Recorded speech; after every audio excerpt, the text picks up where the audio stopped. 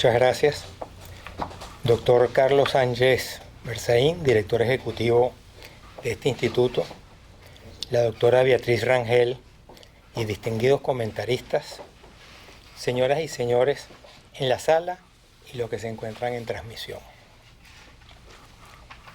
Gracias a la International Institute for Democracy y por abrir sus puertas a este tema tan delicado que ha sido las expropiaciones y las expoliaciones durante estos últimos 27 años. El que no hayan abierto las puertas es un gran gesto. Cuando una institución hemisférica dedicada a la libertad y a la democracia convoca este foro, está reconociendo algo que esperamos 27 años escuchar. El despojo no fue un problema privado de quienes sufrieron. Fue y sigue siendo un problema público para todos los que creen en la democracia y en las reglas confiables de trabajo. Vengo a hablarles de propiedad privada, pero en el fondo vengo a hablarles de confianza.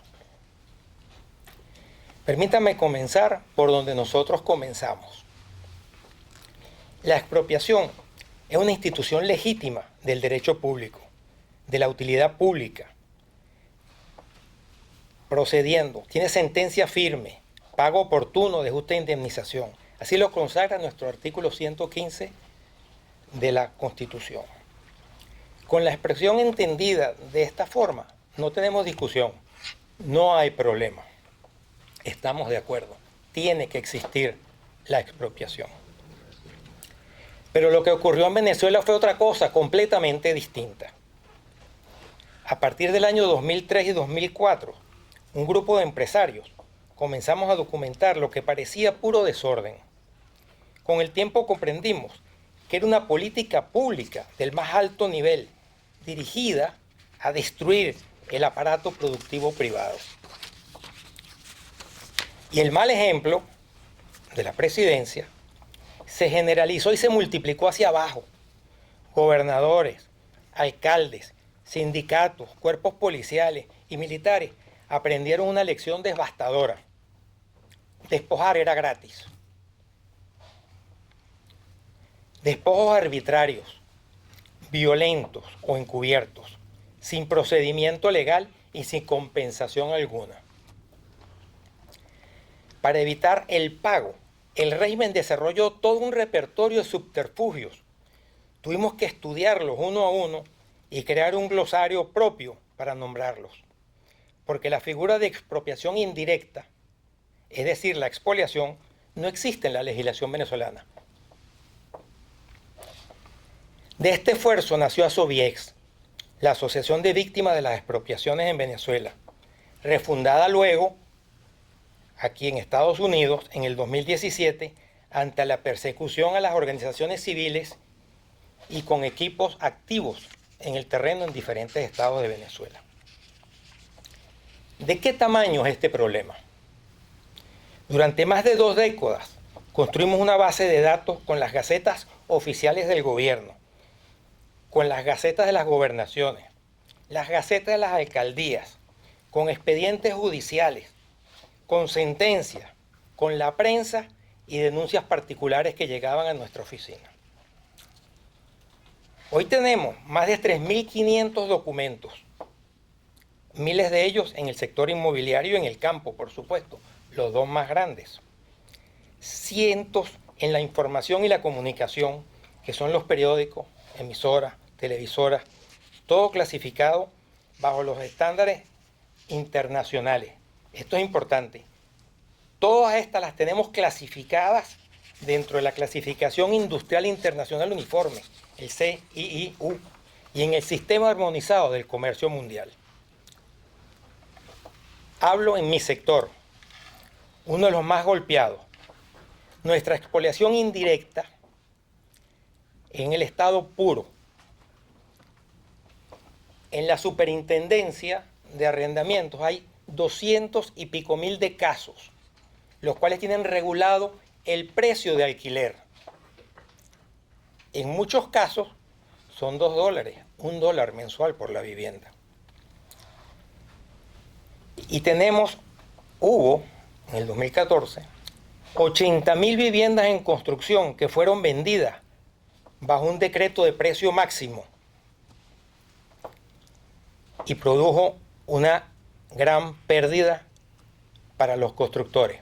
Allí entro yo. La pérdida fue entre 15 y 25.000 dólares por unidad de vivienda. Eso es una expoliación indirecta. Vendes a este precio, no me importa cuánto te cuesta.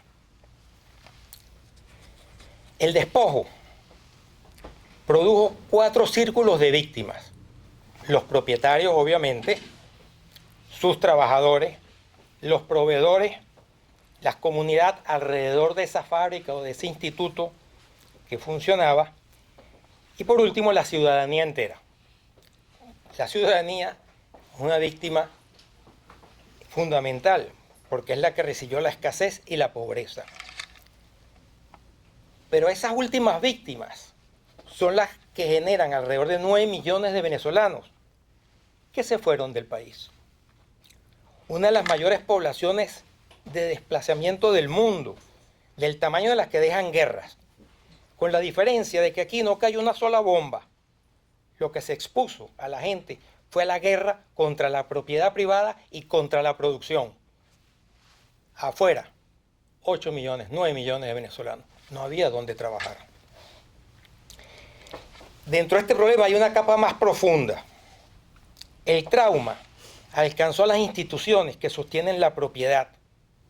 Los registros dejaron de ser certeza. Los tribunales de ser árbitros neutrales.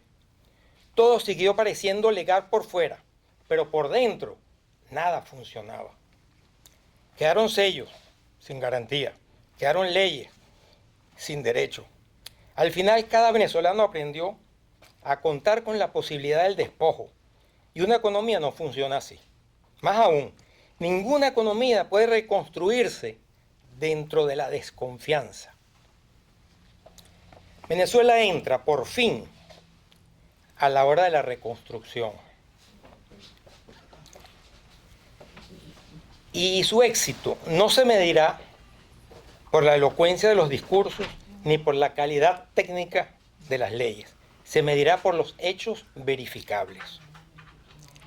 Regresaron los que se fueron. Hay nuevas inversiones. Lo que se escondió y espera, ¿cuál es la razón para arriesgar? Quiero seguridad de lo que estoy haciendo. Todas comparten una condición previa, que la gente no puede confiar en las reglas que determinan quién tiene qué y cómo se protege lo que tiene. Esa confianza no es un adorno institucional, es el presupuesto operativo de todo lo demás. Los inversionistas, ya lo dicen, regresarán cuando haya garantías reales de propiedad y estabilidad jurídica. El capital no discute, ¿viene o no viene? Por eso sostengo que la restitución de la propiedad no es un reclamo del pasado que compite con la reconstrucción del futuro. Es exactamente todo lo contrario. Es el instrumento más rápido y de menor costo para poner en marcha la reconstrucción del país. Los expropiados y expoliados no son acreedores de justicia. Son una reserva comprobada de conocimiento productivo. Cada unidad restitutiva, a quien sabe operarla, es producción que se reactiva con una fracción del costo y crearla desde cero. En cada caso resuelto con seriedad, envía la señal más poderosa. Aquí las reglas vuelven a funcionar. Sin justicia sobre la expoliación, no habrá inversión sobre el futuro.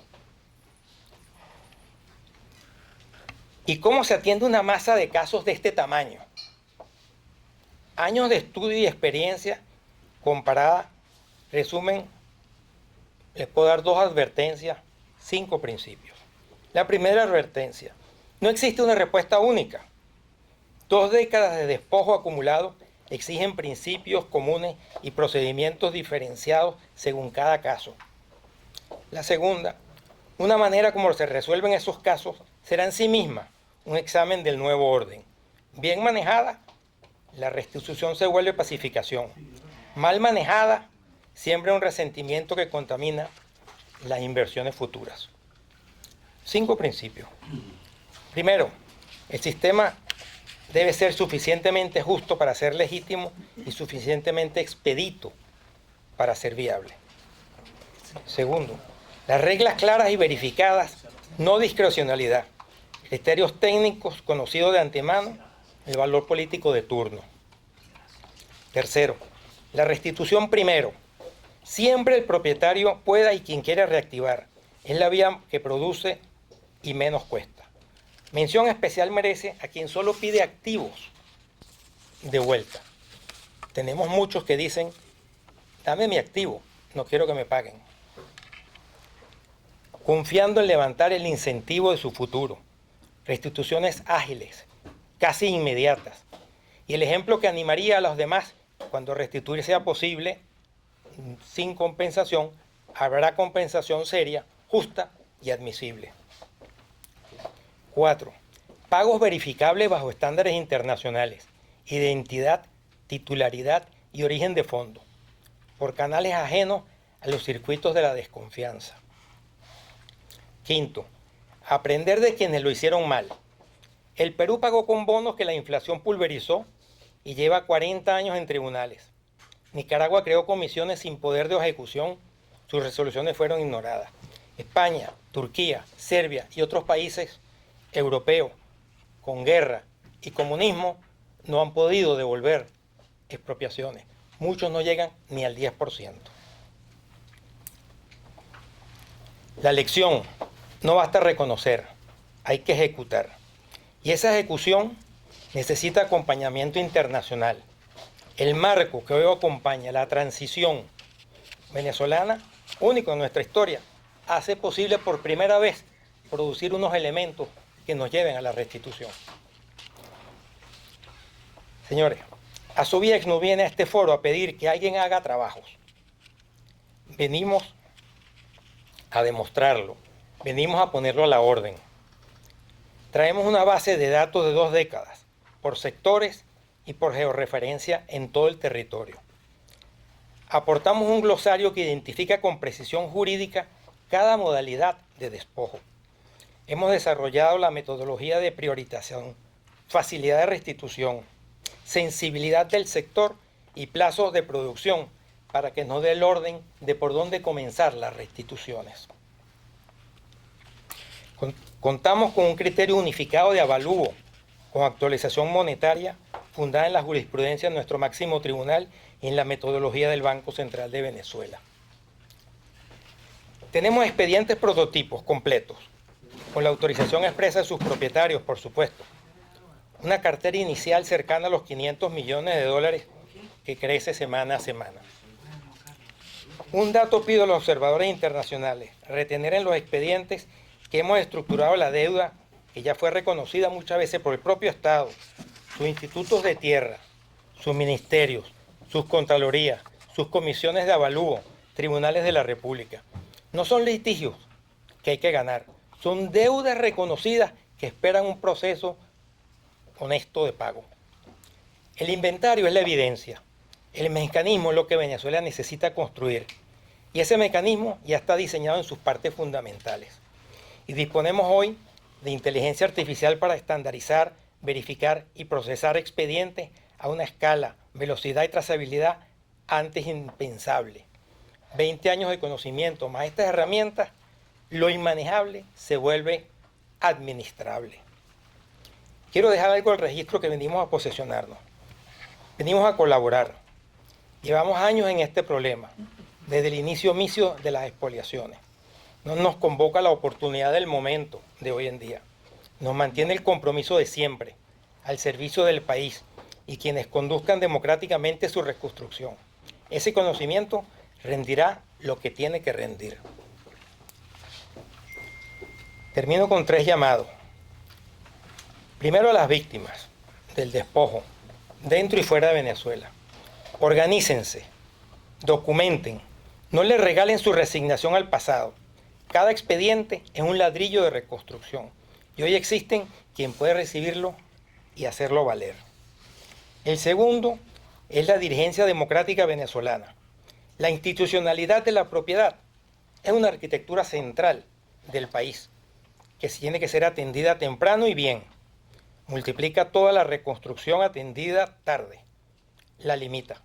La unidad nacional en este tema no es un lujo, es la fuerza del procedimiento que se necesita.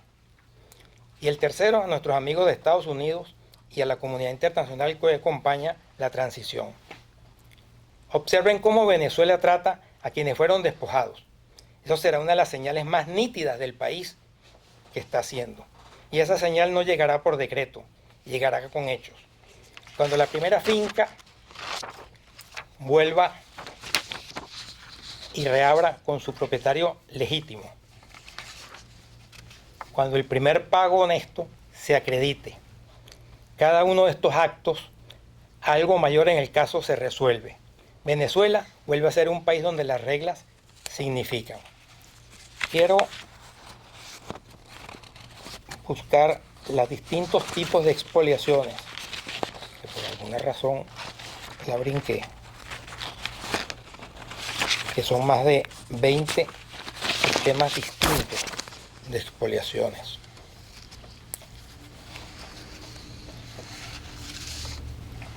Ellos, el régimen, para evitar el pago, inventó, fuera de la expropiación, inventó procedimientos encubiertos, sin compensación alguna. Para evitar el pago, el régimen desarrolló todo un repertorio de subterfugios: ocupación temporal, ocupación forzosa, propiedad condicionada, estatización, rescate de tierras, adquisición forzosa, tomas sindicales, intervención, confiscación, cierre inducido, suspensión de concesiones, suspensión de licencias, suspensión de contratos, congelamiento de precios, precio máximo de venta, invasiones, activas o pasivas, saqueos tolerados o dirigidos. Estas modalidades, y seguimos encontrando variantes que estamos trabajando permanentemente. Y por eso se creó la asociación ASOVIEX, víctima de las expropiaciones. Con esto cierro. Todo este daño comenzó por la violación de la propiedad privada y la reparación puede comenzar con el mismo lugar, de la misma forma, devolviéndola, honrándola y protegiendo la propiedad privada. Nuestro lema, cuando estábamos estudiando todo el caso, era: la confianza no se decreta, la confianza se inspira. Muchas gracias.